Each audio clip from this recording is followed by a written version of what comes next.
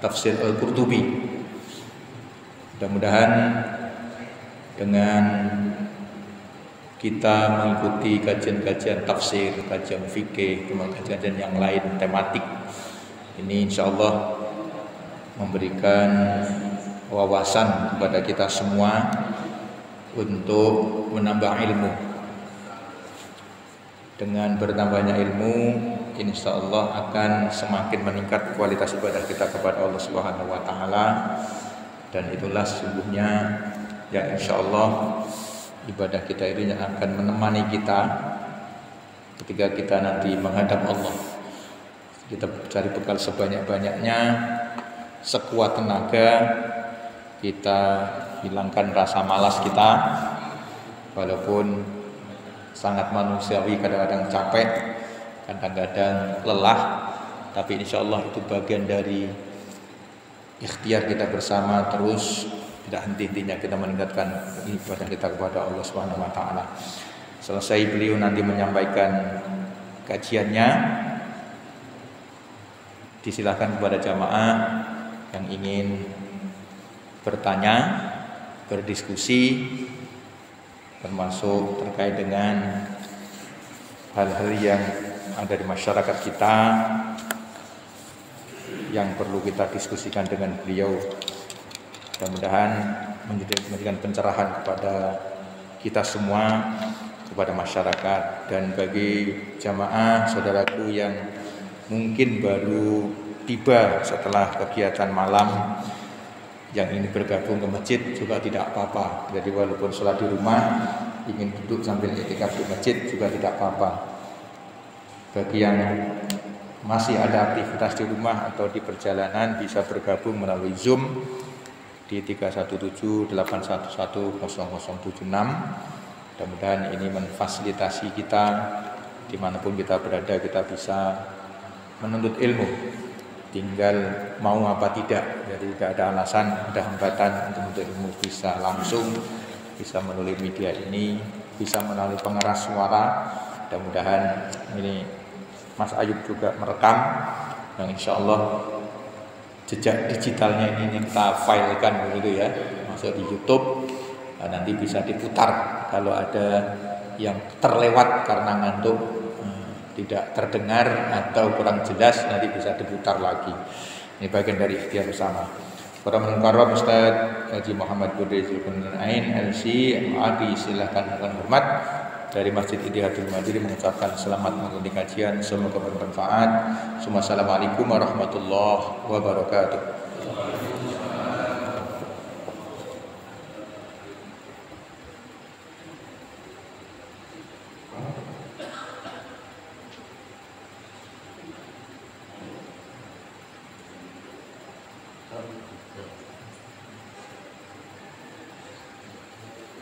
Siti Jenab.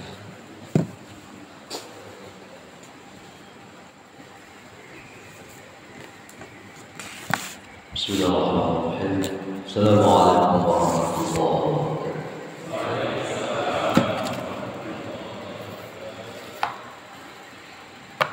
Alhamdulillah ala man ittaba'a al-huda hamdan katsiran tayyiban mubarakan fihi kama yuhibbu rabbuna wa yarda. Asyhadu an la ilaha illallah wa asyhadu anna Muhammadan 'abduhu wa rasuluh. Allahumma shalli ala Muhammad wa ala alihi wa sahbihi ajma'in. Allahumma bika asbahna wa bika amsayna wa bika nahya wa bika namutu wa ilayka nusyur. Allahumma inna nas'aluka khayra ma fi hadzal yawm wa khayra ma ba'dahu wa na'udzu bika min sharri ma fi hadzal yawm wa sharri ma ba'dahu. Rabbana na'udzu bika min al-kasal wa su'il kibar. Rabbana na'udzu bika min 'adzabin fin nar wa 'adzabin fil qabr. Waqala Nabi sallallahu alaihi wasallam, Rasulullah sallallahu alaihi wasallam bersabda, "Majtama'a qaumin fi baitin min buyutillah." Tidaklah segolongan orang, kata Nabi, duduk-duduk berbetah-betah di masjid. Apa yang mereka lakukan, kata Nabi? Yatluna kitab Allah. Mereka membaca kitab Allah. Aw yatadarasuna, atau mereka mengkaji ad-dars, belajar kecuali orang dulu itu, kata Nabi, diberi 4 keistimewaan. Yang pertama, nazalat alaihimus sakinah, Allah turunkan kepada mereka as-sakinah, ketenangan. Wa ghasyiyatuhumur rahmah, Allah turunkan kepada mereka rahmat dan kasih sayang Allah Subhanahu wa taala. Wa hafathumul malaikah, malaikat mengelilingi sembari mendoakan mereka. Wa dzakarahumullahu fi man 'indah, dan Allah menyebut-nyebut nama mereka di sisi Allah Subhanahu wa taala. Semoga yang mereka dimaksud oleh Rasulullah termasuk kita yang duduk di pagi subuh ini. Amin ya Allah ya Rabbi wasallam. Ya Allah, kita puji Allah, salawat atas Nabi Muhammad sallallahu alaihi wasallam. Semoga kita menjadi orang-orang yang saleh, orang-orang yang baik, orang-orang yang mewafatkan dirinya dalam keadaan husnul khatimah. Amin ya Allah ya Rabbi wasallam. Kita masih di surat Al-Alaq. Al-Alaq. Sekarang masuk ayat ke-9. Ayat 9 sebelumnya sudah kita bahas, kita anggap juga selesai, yaitu inna ila rabbikar ruj'an, sesungguhnya kalian akan kembali kepada Allah Subhanahu wa taala. Ayat ini mulai pangkal ceritanya, yaitu dari ayat ke-6. Allah berfirman, kalla innal insana la yatgha. Ya, sesungguhnya manusia itu, kata Allah, dalam keadaan suka melampaui batas. Di situ pangkalnya. Dan ayat ini banyak ditujukan kepada Abu Jahal. Abu Jahal itu saya pernah sampaikan dulu ya. Nama lainnya adalah Amr. Umar, Amr. Amr, Umar. Apa bedanya? Ada yang masih ingat dalam tulisan bahasa Arab? Kalau ain, mim, ra tulisannya berarti bacaannya Umar. Kapan dibaca Amr? Jika setelah huruf ra itu ada huruf waw. Ain, mim, ra, waw, berarti bacanya Amr. Kalau tak ada wawnya, Umar. Makanya Rasulullah pernah berkata, ya Allah, faqawwil Islam bi'umaraini.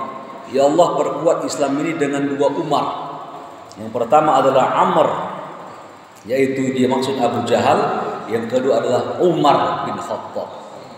Ya, sesungguhnya manusia suka melampaui batas. Itu karakter manusia ya. Berkeluh kesah, kalau punya uang suka melampaui batas, kalau punya jabatan suka melanggar aturan.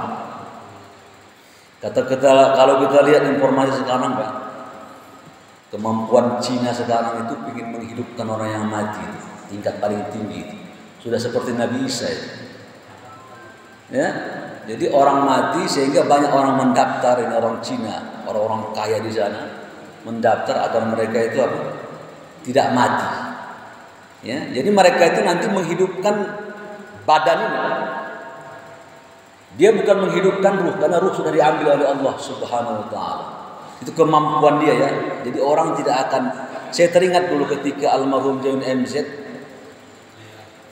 ceramah di depan Pak Soeharto waktu itu. Ada videonya itu.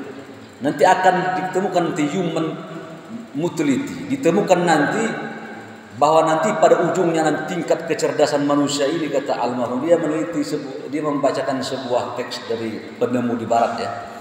Ditemukan nanti anti kekebalan, sehingga nanti manusia itu tidak mati-mati dia. Jadi anti malaikat maut. Ternyata ungkapan beliau itu sudah lama waktu beliau penceramah di waktu muda itu. Saya mumpung teringat saya. Sekarang Cina. Nah, ternyata benar penemuan bule itu yang beliau ungkapkan itu akan ditemukan nanti manusianya tak mati-mati lagi.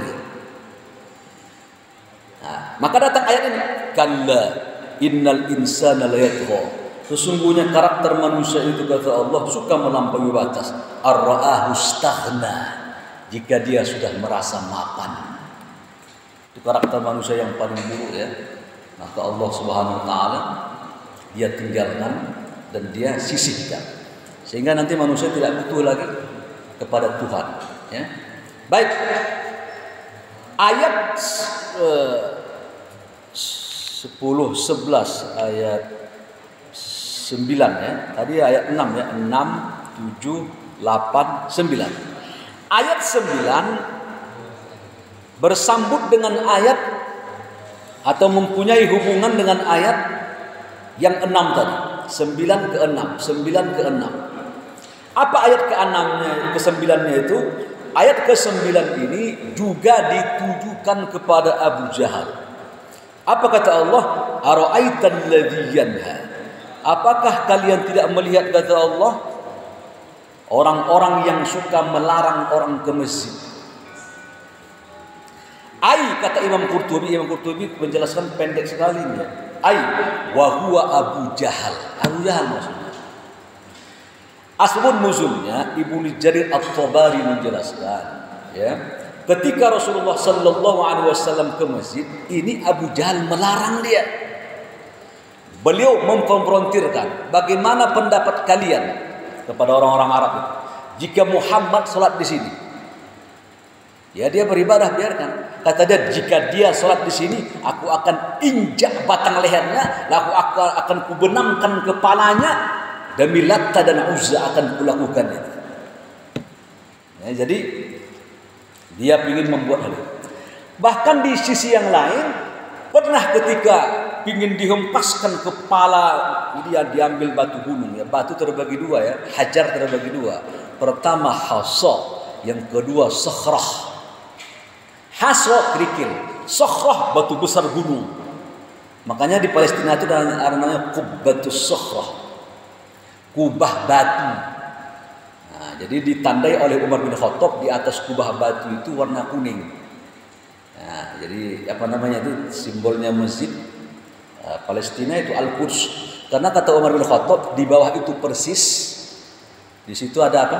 Di situ ada batu yang besar, injakan Nabi Muhammad menuju Mi'raj. Jadi kalau Bapak ke sana nanti, di atas itu, di tengah masjid itu batu besar. Ada terowongan di bawah. Ya, riwayat mereka menyebutkan bahwa di bawah terowongan itu Nabi Muhammad mengimami sholat bersama seluruh para nabi. Di atasnya ada batu, Nabi ke atas, diinjak itu batu, naik langsung Isra Mi'raj. Untuk menandai itu dibuat Umar bin Khattab itu kubah kuning, untuk menandai bahwa di bawah itu persis Nabi Muhammad Isra Mi'raj. Itu namanya sakhrah. Yang dibawa oleh Abu Jahal ini sakhrah, jadi batu besar, jika dihempaskan ke kepala Nabi Muhammad langsung hancur itu kepala. Otak putih keluar meleleh, habis mati. Begitu beliau ingin serang itu, begitu Abu Jahal ingin mengempaskan batu, tiba-tiba dia melihat dari depan ada onta. Onta itu punya taring. Tidak biasanya sama onta punya taring. Wajahnya seram, matanya merah, mengejar dia. Ingin membunuh Nabi Muhammad, ingin membunuh Abu Jahal. Melihat onta itu mengejar Nabi, larilah Abu Jahal ini dalam keadaan keringat dingin ya. Dilihatnya tak pernah dia lihat onta punya taring begitu. Keluar, mata merah, wajah seram. Lari dia. Jadi sengaja Allah Subhanahu wa taala menunjukkan ini untuk menunjukkan kepada kita bahwa Nabi Muhammad itu terjaga. Ya, terpelihara Rasulullah sallallahu alaihi wasallam dari makar dan kejahatan orang-orang yang ingin membunuhnya. Makanya Nabi Muhammad itu tidak dibunuh, tidak wafat dalam kondisi dibunuh, tapi dia wafat dalam kondisi disakitkan oleh Allah Subhanahu wa taala. Baik ya. Sekarang kita lihat. Kita dekati dulu ayat ini, apa yang tersirat di belakangnya. Apakah kalian tidak melihat tentang orang-orang yang melarang ke masjid? Apa definisi masjid? Sudah saya pernah sampaikan enggak? Kalau saya kata ada orang mengatakan sholatlah ke masjid, apa yang terpikir dalam benak Bapak? Sebuah bangunan Apa ada menaranya? Apa ada kubahnya? Nah, itu ya. Salah itu. Kategori atau definisi masjid itu yang paling mengakar ada 3 ya. Masjid namanya. Yang pertama, masjid itu ada lokasinya. Itu dulu ya, lokasi dia. Makanya kata Nabi, wa khairul buq'ah, sebaik-baik sebuah lokasi di permukaan bumi ini kata Nabi masjid. Wa syururul buq'ah, dan seburuk-buruk tempat petakan kata Nabi adalah pasar. Ya, pasar itu kata Nabi tempat pertempuran jin. Makanya Nabi mengatakan ada lokasi dulu. Jadi masjid itu ada lokasi. Ini maknanya masih manual ini ya. Yang dikatakan masjid ada lokasi dulu. Satu. Yang kedua, ada batasan. Ada batasnya. Makanya Masjid Haram itu ada batasannya. Kapan dia dikatakan sebagai tempat haram? Ada batasannya. Ada menara kubah di ujung sana, di ujung sini.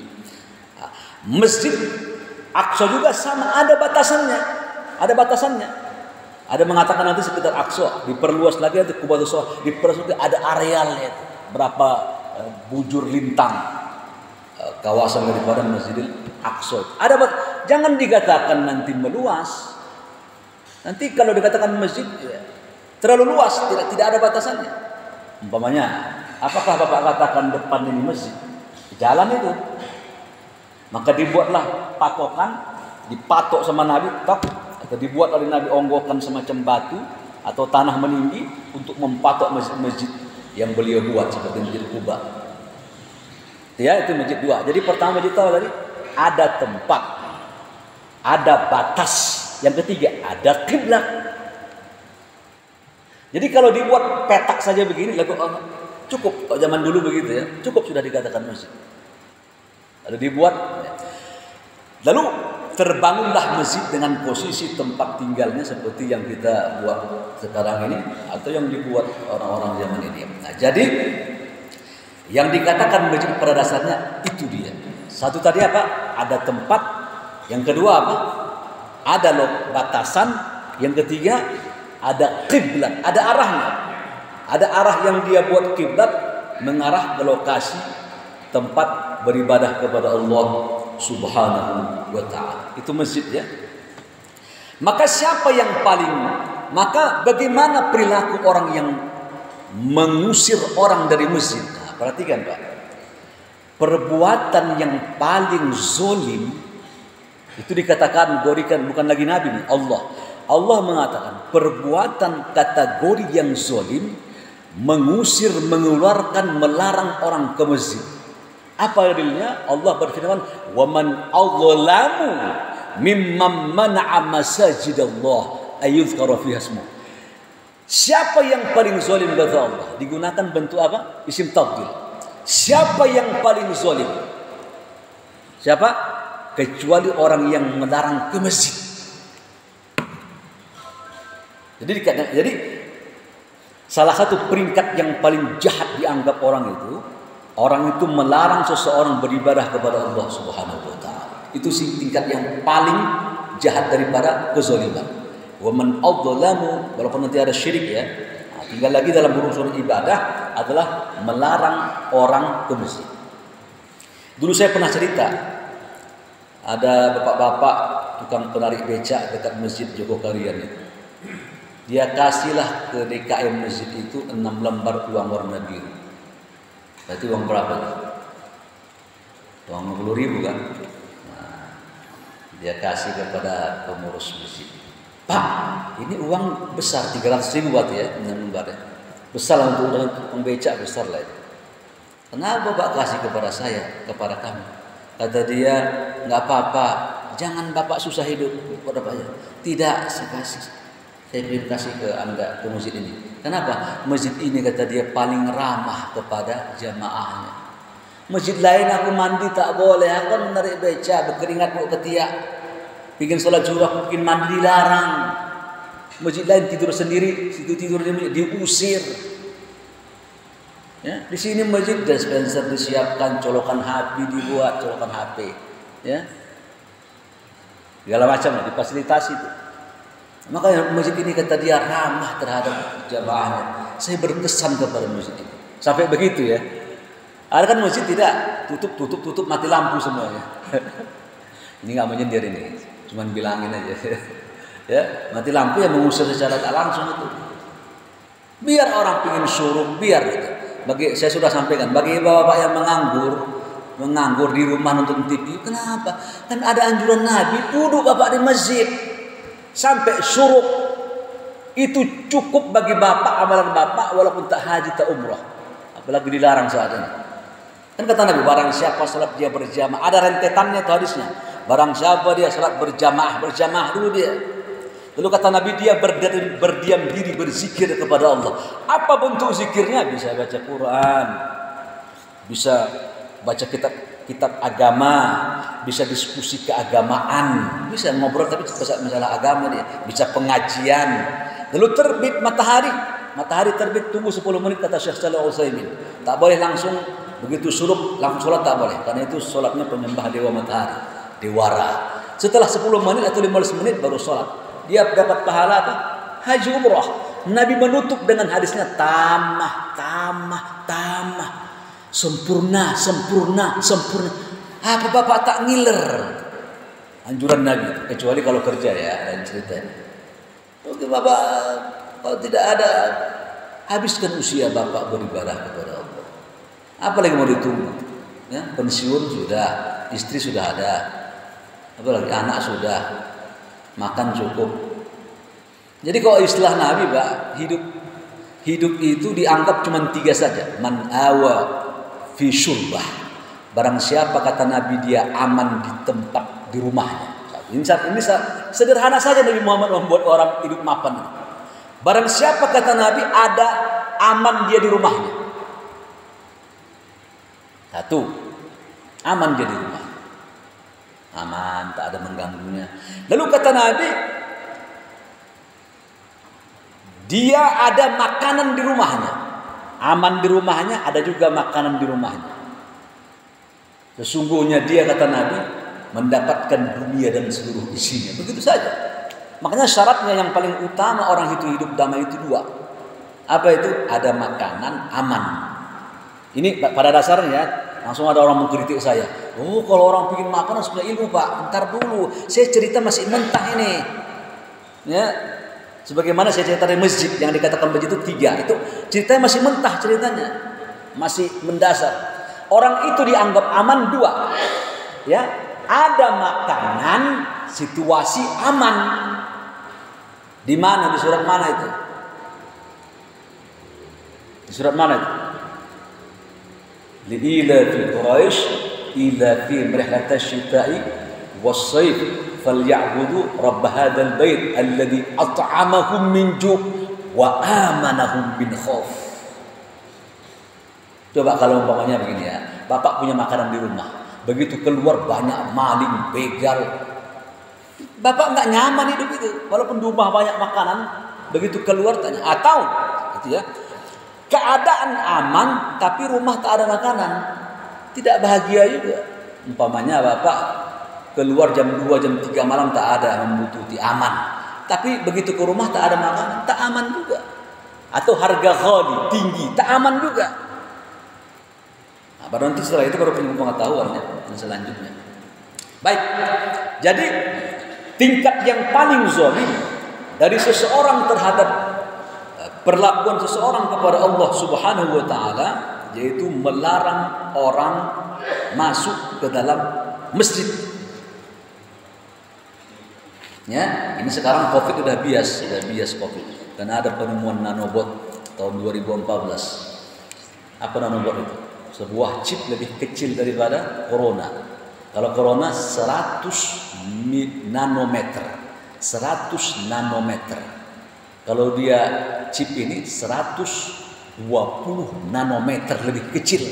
Jadi kalau corona itu kecil, lebih kecil lagi nih. Nah, nanobot. Ya.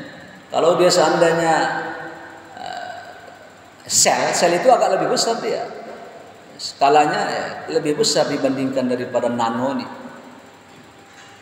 The bias itu ya. Apakah ini ada rencana atau tidak? Wallahu a'lam. Tidak lagi memang hukuman itu memang ada ya, memang ada. Ya. Baik. Kita kembali ke pangkal lagi bahwa Allah Subhanahu wa taala dalam ayat ini menjelaskan kepada kita, kalian jangan berkarakter seperti Abu Jahal.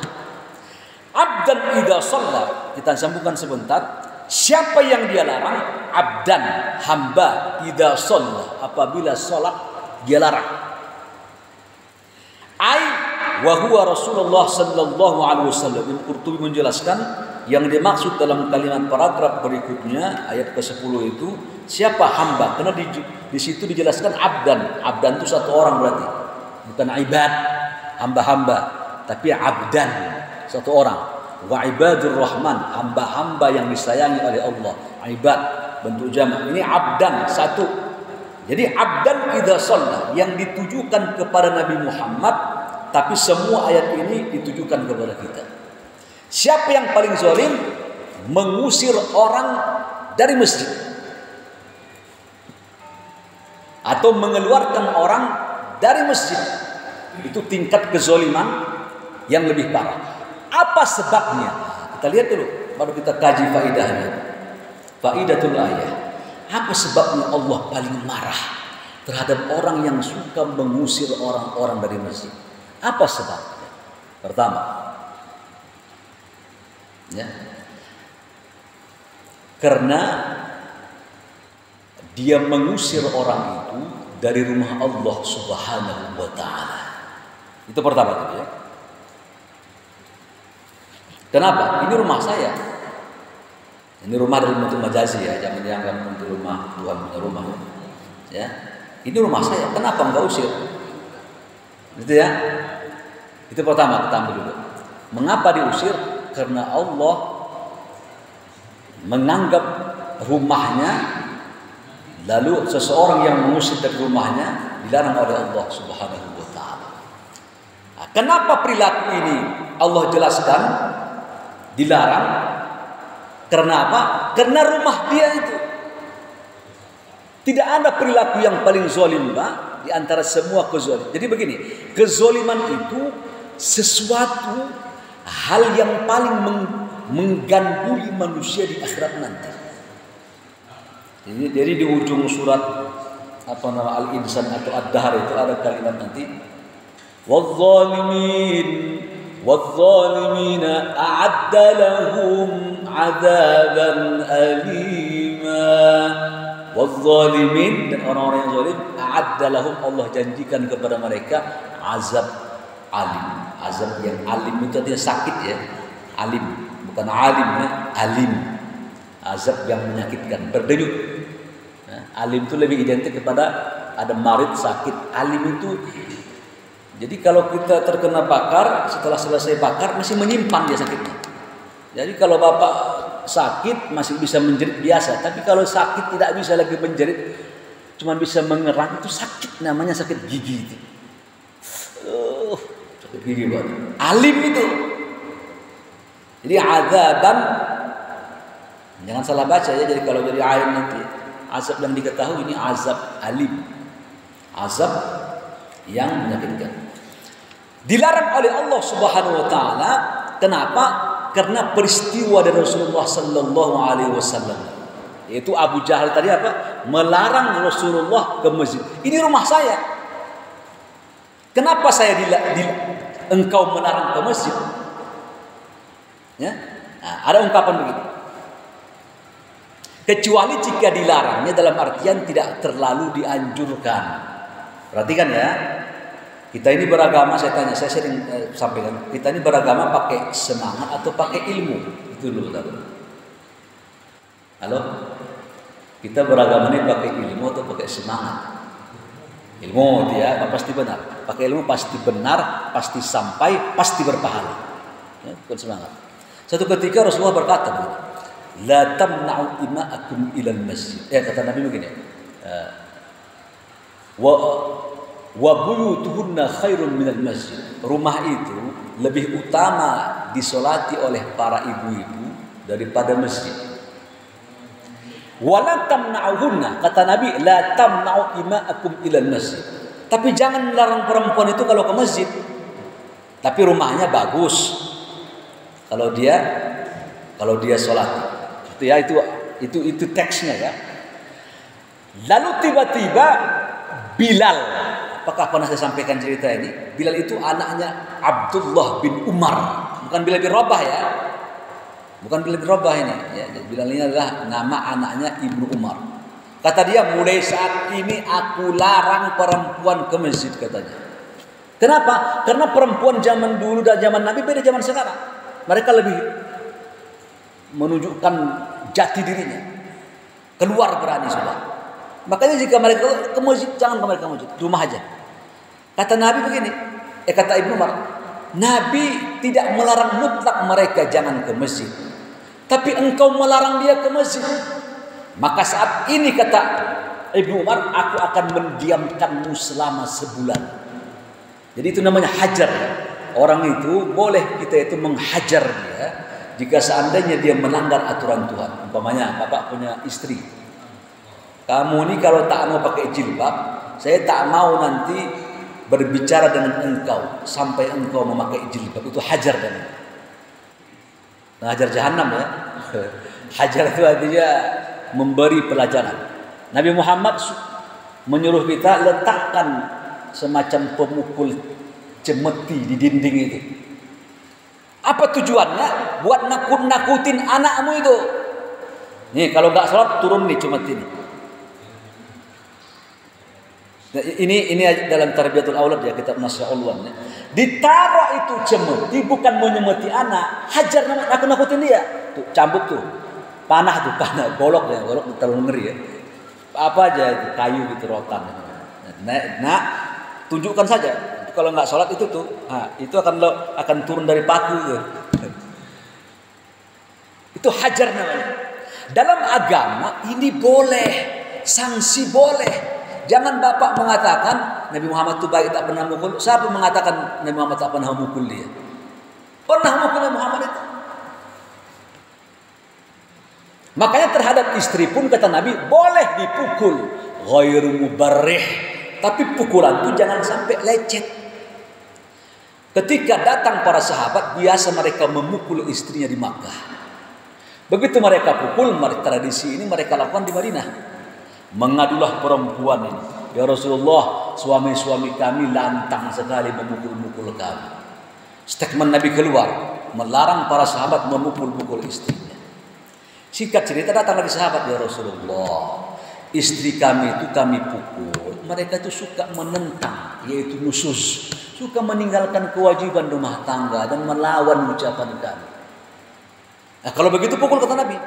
Tapi Nabi membuat statement ghairu mubarrih, jangan sampai lecet. Kalau engkau pakai lecet, mukul maling berarti itu. Sampai biru begitu, biru tonjoknya. Tujuannya apa? Supaya istri itu tahu bahwa suami saya ini jantan gitu loh. Jantannya bisa marah dia.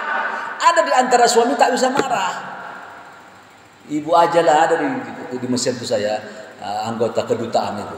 Ya, bagian penerangan waktu itu ya, Harmoko ya. Waktu itu Harmoko masih ada tahun 2000 berapa? 98, 97 saya ke Mesir. Berarti belum reformasi kan? Ya masih ada menteri penerangan itu masih ada. Itu kalau ada ke depan rumah tengah malam ketok pintu, itu istri disuruh itu. Tak boleh begitu, bapak pimpinan rumah tangga kita nih, saya di depan.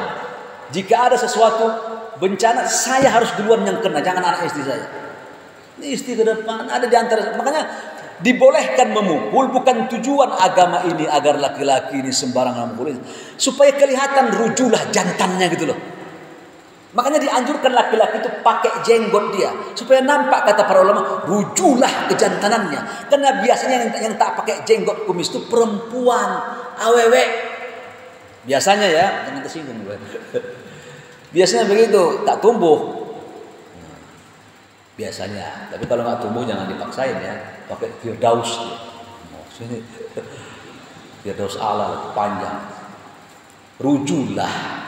Makanya kata Nabi ya, sunnah dalam artian bukan sunnah langsung haram ya. Kata Nabi khaliful musyrikin. Kata Nabi selisihi orang musyrik, bedain orang musyrik. Apa itu? Mereka punya brewok, jenggot, kumis. Kata Nabi bedain. Apa itu? buang kumisnya, biarkan jenggotnya, bukan dibuang. Miqas, kalimat hadis itu miqas itu gunting. Nah, dipendekin maksudnya, biarkan jenggotnya. Tapi disalahpahami ini kalau nggak berjenggot langsung nggak sunnah segala macam ya. Ya nggak. Imam Syafi'i nggak mengatakan begitu, nggak pakai kata orang Barat tenanawang ya. Yang berjelas kalau dia mau silakan. Ya, jangan terlalu jadi ke neraka dibuatnya kita begini nih.